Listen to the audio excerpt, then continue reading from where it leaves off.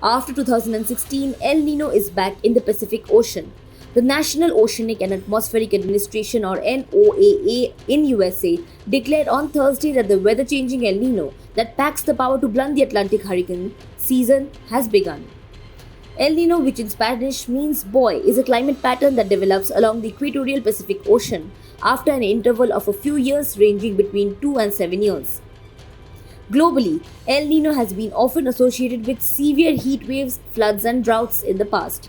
The US Climate Prediction Center on Thursday said that sea surface temperatures across the equatorial Pacific Ocean have risen by zero point 0.5 degrees centigrade above normal and wind patterns have changed to the point where El Nino criteria have been met. The agency, that is part of the National Weather Service, is also certain that those conditions will persist. In an interview, US Climate Prediction Center forecaster Michelle Lueur said, and I quote, El Nino conditions are present and we expect them to mature and grow as we get into the northern hemisphere winter.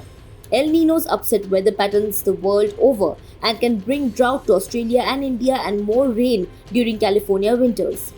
The phenomenon can unleash wind shear across the Caribbean and Gulf of Mexico that can tear apart hurricanes and tropical storms, though there are few other effects to North America over the next 3 months.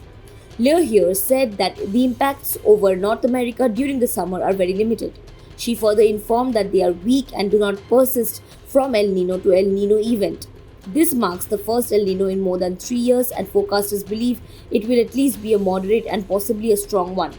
The stronger El Ninos are, the more likely they will have impacts on weather patterns around the globe.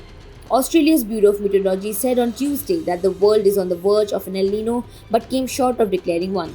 The US and Australia use different criteria to define the phenomenon.